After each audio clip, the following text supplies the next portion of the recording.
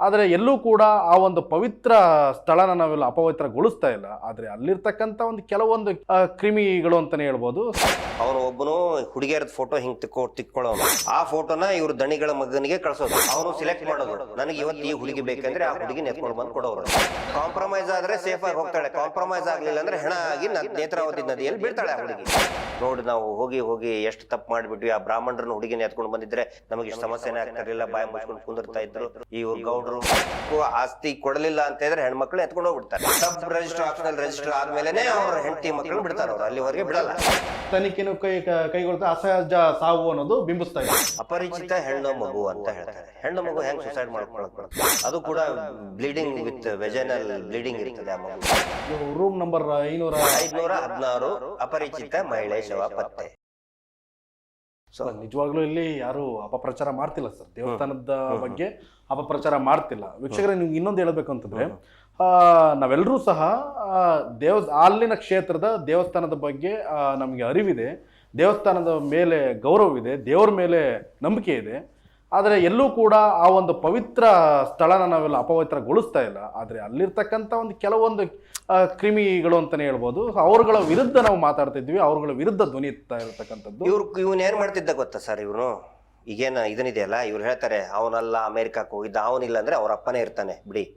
ಇವ್ರು ಏನ್ ಮಾಡ್ತಾರೆ, ಈ ಯೂಟೀಸಿಂಗ್ ಅಂತ ಹೇಳಿದ್ನಲ್ಲ ಸಿಕ್ಕಾಪಟ್ಟೆ ಅಲ್ಲಿ ಅವ್ರ ಇನ್ಸ್ಟಿಟ್ಯೂಟ್ನಲ್ಲಿ, ಅವನು ಒಬ್ಬನು ಹುಡುಗಿಯರದ ಫೋಟೋ ಹಿಂಗ್ ತಿಕ್ಕೊಳ್ಳೋನು, ಹಿಂಗೆ ಹುಡುಗಿಯರ ಫೋಟೋ ತೆಗೆಯೋದು, ಆ ಫೋಟೋನ ಇವ್ರ ದಣಿಗಳ ಮಗನಿಗೆ ಕಳ್ಸೋದು, ಅವನು ಸಿಲೆಕ್ಟ್ ಮಾಡೋದು, ನನಗೆ ಇವತ್ತು ಈ ಹುಡುಗಿ ಬೇಕಂದ್ರೆ ಆ ಹುಡುಗಿನ ಎತ್ಕೊಂಡು ಬಂದು ಕೊಡೋರಲ್ಲಿ. ಅಂದ್ರೆ ಇದಾಗಿದ್ದು ಕಾಂಪ್ರಮೈಸ್ ಆದ್ರೆ ಸೇಫ್ ಆಗಿ ಹೋಗ್ತಾಳೆ, ಕಾಂಪ್ರಮೈಸ್ ಆಗ್ಲಿಲ್ಲ ಅಂದ್ರೆ ಹೆಣ ಆಗಿ ನೇತ್ರಾವತಿ ನದಿಯಲ್ಲಿ ಬೀಳ್ತಾಳೆ ಆ ಹುಡುಗಿ. ಅಂದ್ರೆ ಈಗ ಸೌಜನ್ಯ ಅವ್ರದ್ದಾಗಿದ್ದು ಕೂಡ ಇದೇ ರೀತಿ ಅಂದ್ರೆ ಅಲ್ಲಿ ವರ್ಷನ ಎತ್ಕೊಂಡು ಹೋಗಿದ್ರು ಅವರು ಪ್ರಾಪರ್ಟಿ ಸಲುವಾಗಿ ಗುದ್ದಾಟ ನಡೆದಿತ್ತು. ವರ್ಷ ಅಂದ್ರೆ ಬ್ರಾಹ್ಮಣರ ಮಗಳು. ವೆರಿ ರೀಸೆಂಟ್ ಆಗಿ ಅವ್ನು ಹೇಳಿದಾನೆ, ಅವ್ನ ದಣಿ ಇದಾನಲ್ಲ, ನೋಡಿ ನಾವು ಹೋಗಿ ಹೋಗಿ ಎಷ್ಟು ತಪ್ಪು ಮಾಡಿಬಿಟ್ವಿ. ಆ ಬ್ರಾಹ್ಮಣರನ್ನ ಹುಡುಗಿನ ಎತ್ಕೊಂಡು ಬಂದಿದ್ರೆ ನಮಗೆ ಇಷ್ಟು ಸಮಸ್ಯೆನೇ ಆಗ್ತಿರ್ಲಿಲ್ಲ, ಬಾಯಿ ಮುಚ್ಕೊಂಡು ಕುಂದಿರ್ತಾ ಇದ್ರು. ಇವ್ರ ಗೌಡ್ರು ಸ್ಟ್ರಾಂಗ್ ಇದ್ದಾರೆ, ಕಾಂಪ್ರಮೈಸ್ ಆಗಲ್ಲ. ಬ್ರಾಹ್ಮಣರಾದ್ರೆ ತುಂಬಾ ಜನ ಬ್ರಾಹ್ಮಣರ ಫ್ಯಾಮಿಲಿಗೆ ಹಿಂಗೆ ಮಾಡಿದ್ದಾರೆ ಸರ್.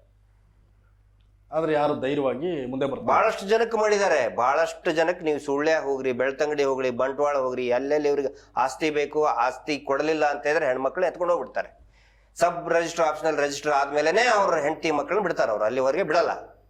ಅಲ್ಲ, ಹೌದು. ನಾವು ಇದಕ್ಕೆ ಸಂಬಂಧಿಸಿದಂತೆ ಏನು ಕಳೆದ 3-4 ದಿನಗಳ ನಾವು ಅಲ್ಲಿ ಮಾಹಿತಿ ಕಲೆ ಹಾಕಿದ್ವಿ. ಅಲ್ಲಿ ಸಾಕಷ್ಟು ಜನ ನಮ್ಮ ಹತ್ರ ಹೇಳ್ಕೊಂಡಿದ್ದಾರೆ. ವೀಕ್ಷಕರು, ಇನ್ನೊಂದು ನಾನು ಹೇಳ್ತಾ ಇರೋದು ಯಾವುದೂ ಕೂಡ ದಾಖಲೆ ಇಲ್ದೇ ನಾವು ಮಾತಾಡ್ತಾ ಇಲ್ಲ, ದಾಖಲೆ ಇದ್ದೇ ನಾವು ಮಾತಾಡ್ತಾ ಇದ್ದೀವಿ. ಯಾರು ಬೇಕಾದ್ರೂ ನಮ್ಮನ್ನು ಪ್ರಶ್ನೆ ಮಾಡ್ಬೋದು, ದಾಖಲೆ ಇಟ್ಕೊಂಡು ಮಾತಾಡ್ತೀವಿ. ಊಹಾಪೋಹಗಳಿಗೆ ನಾವು ಬೆಲೆ ಕೊಡ್ತಾ ಇಲ್ಲ, ಇದು ಗಮನದಲ್ಲಿರಲಿ.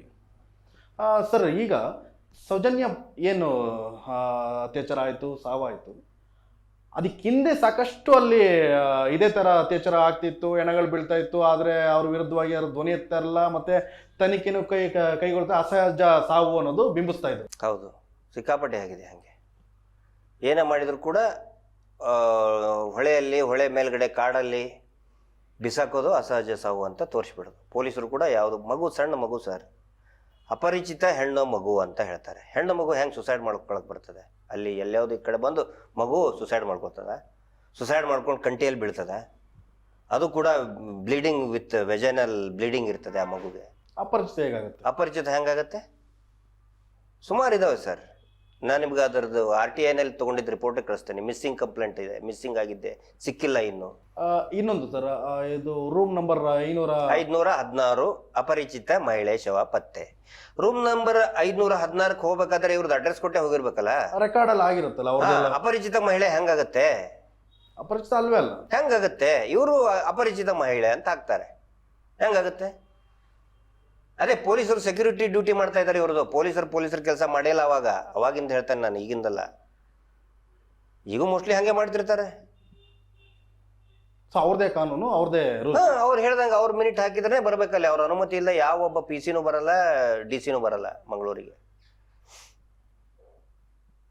ಹಂಗ ನಿಂತ ಪರಿಸ್ಥಿತಿ ಇರ್ಬೇಕಾದ್ರೆ ಪ್ರೋಟೋಕಾಲ್ ಅಲ್ಲಿ ಅಂದ್ರೆ ಇವರು ಇದಾರೆ ಅಂದಾಯ್ತು. ಹೌದು, ಎಲ್ಲ ಪ್ರತಿಯೊಂದಕ್ಕೂ ಕೂಡ ನೋಡಿ, ಪ್ರತಿಯೊಂದು ಪಾರ್ಟಿಗೂ ಒಂದು ಹೈಕಮಾಂಡ್ ಇರ್ತದೆ ಅಲ್ವಾ? ಎಲ್ಲಾ ಪಾರ್ಟಿ ಹೈಕಮಾಂಡ್ ಇವರೇ, ರಾಜ್ಯದಲ್ಲಿ ಇವರೇ. ಈಗಿರ್ಬೇಕಾದ್ರೆ ಮತ್ತೆ ಸರ್ಕಾರ ಇನ್ಯಾಕೆ ಸರ್, ಸರ್ಕಾರ ಇವರೇ ನಡೆಸ್ಕೊಬೋದಲ್ಲ. ನಡೆಸ್ತಾ ಇದ್ದಾರೆ ಅವರು. ಯಾವುದೇ ಸರ್ಕಾರ ಬಂದರೂ ಕೂಡ ಯಾವ ಪ್ರೈಮ್ ಮಿನಿಸ್ಟ್ರು ಬರ್ತಾರೆ. ಈಗಿಂದ ಇಷ್ಟೇ ಹೇಳ್ತಾ ಇಲ್ಲ ನಾನು, ಹಿಂದಿನ ಪ್ರೈಮ್ ಮಿನಿಸ್ಟ್ರು ಬಂದಿದ್ರು, ಮುಖ್ಯಮಂತ್ರಿಗಳು ಯಾರೇ ಆಗಿದ್ರೆ ಇವ್ರು ಬಂದು ಕಾಲು ಬೀಳ್ತಾರೆ. ದೇವಸ್ಥಾನಕ್ಕೆ ಹೋಗ್ಲಿ, ಓಕೆ, ನೋ ಪ್ರಾಬ್ಲಮ್, ದೇವಸ್ಥಾನ ಭಕ್ತಿ ಇರ್ತದೆ, ಇವ್ರ ಹತ್ರ ಹೋಗ್ತಾರೆ, ಅಲ್ಲಿ ನಂಟು ಬೆಳೆಸ್ಕೋತಾರೆ. 13 ವರ್ಷಗಳಿಂದ 4 ಸರ್ಕಾರ ಬದಲಾಯಿತು, 5 CMಗಳು ಬದಲಾದ್ರು. ಯಾರೊಬ್ರು ಅವತ್ತಿಂದ ಇವತ್ತಿನವರೆಗೂ ಈ ಒಂದು ಶೋಷಣೆ ವಿರುದ್ಧ ನ್ಯಾಯಕ್ಕಾಗಿ ಜನಗಳು ಎದ್ದೇಳಬೇಕಾಗಿತ್ತು. ಅದಕ್ಕೂ ಒಂದು ಟೈಮ್ ಅಂತ ಇರ್ತದೆ, ಆ ಟೈಮ್ ಬಂದಿದೆ ಈಗ. ಪ್ರಜಾಪ್ರಭುತ್ವದಲ್ಲಿ ಪ್ರಜೆಗಳೇ ಹೌದು, ನ್ಯಾಯ ಕೊಡಿಸೋ ಕರೆಕ್ಟ್. ಜನ ಎತ್ತೆತ್ಕೊಂಡ ಮೇಲೇ ನ್ಯಾಯ ಸಿಗ್ತದೆ. ಮೇ ಬಿ ಅಣ್ಣಪ್ಪ ಸ್ವಾಮಿದು, ಅಣ್ಣಪ್ಪಯ್ಯರದು, ಮಂಜುನಾಥ ಸ್ವಾಮಿದು ತೀರ್ಮಾನ ಇರ್ಬೋದು. ಈಗ ಅವ್ರದ್ದು ಬಣ್ಣ ಕಳಿಸ್ಕೊಳ್ತಾ ಇದೆ. ಸೌಜನ್ಯ ಕೇಸಲ್ಲಿ ನಿಮ್ಮ ಹೋರಾಟ ಎಡವಿದಲ್ಲಿ ಎಲ್ಲಿ ಹಿಡಿಲಿಲ್ಲ. ಆದ್ರೂ ಈ 13 ವರ್ಷಗಳ ಹೋರಾಟ ಇಲ್ಲಿವರೆಗೂ ಬಂತಲ್ಲ. ಯಾಕೆ ಬಂತು ಅಂತ ಹೇಳಿದ್ರೆ, ನಿಜವಾದ ಆರೋಪಿಗಳನ್ನ ನೀವು ಬುಕ್ಕೆ ಮಾಡಿಲ್ಲ, FIRನೇ ಮಾಡಿಲ್ಲ, FIRನಲ್ಲಿ ತೋರಿಸೇ ಇಲ್ಲ. ಅದು ಆಗಿರೋದು ಪ್ರಾಬ್ಲಮ್. ನಿಜವಾದ ಆರೋಪಿಗಳನ್ನ ಕಂಡು ಹಿಡಿಯೋದಕ್ಕೆ ಪ್ರಯತ್ನನೇ ಪಟ್ಟಿಲ್ಲ. ಒಬ್ಬ ಸಂತೋಷ್ ರಾವ್ನ ಆರೋಪಿ ಮಾಡಿ ಅವನ ಖುಲಾಸೆ ಆಗೋದಕ್ಕೆ 12 ವರ್ಷ ಬೇಕಾಯ್ತು. ಸಂತೋಷ್ ರಾವ್ ಒಬ್ಬ ನಿರಪರಾಧಿಯನ್ನ ಸೇರಿಸಿ ಮೊದಲನೇ ದಿನನೇ ಎಲ್ಲರೂ ಹೇಳಿದಾರೆ ಇವನಲ್ಲ ಅಂಥೇಳಿ. ಜನಗಳು ಹೇಳಿದ್ದು ಕೋರ್ಟ್ ಹೇಳೋದಕ್ಕೆ 12 ವರ್ಷ ಬೇಕು. ಮೊದಲೇ ದಿನಾನೇ ಹೇಳಿದ್ರೆ ಇವನು ಇರಕ್ಕೆ ಸಾಧ್ಯನೇ ಇಲ್ಲ ಅಂತ ಪ್ರತಿಯೊಬ್ಬ ಜನಸಾಮಾನ್ಯನಿಗೂ ಗೊತ್ತು, ಇವರಲ್ಲ, ಇವರೇ ಮಾಡಿದಾರೆ ಅಂತೇಳಿ. ಕೋರ್ಟ್ ಹೇಳಕ್ಕೆ ಎಷ್ಟು ವರ್ಷ ತಗೊಳ್ತು? 12 ವರ್ಷ ತಗೊಳ್ತು. ಹಿಂಗಾಗಿ ಡಿಲೇ ಆಗಿತ್ತು. ಪ್ರತಿಯೊಂದಕ್ಕೂ ಕೂಡ ಯಾಕೆ ಡಿಲೇ ಆಯಿತು ಅಂತ ಕೇಳಿದ್ರೆ, ಪ್ರತಿಯೊಂದಕ್ಕೂ ಕೂಡ ದೇವಸ್ಥಾನಕ್ಕೆ ಅಪಪ್ರಚಾರ. ಯಾವ TV ನವರು ಮಾಧ್ಯಮದವ್ರು ಮಾತಾಡಬೇಕು, ಮಾಧ್ಯಮದವ್ರು ಮಾತಾಡಲ್ಲ, ಮಾತಾಡಿದ್ರು ಉಲ್ಟಾನೇ ಮಾತಾಡ್ತಾರೆ, ಏನೇನೋ ಮಾತಾಡ್ತಾರೆ.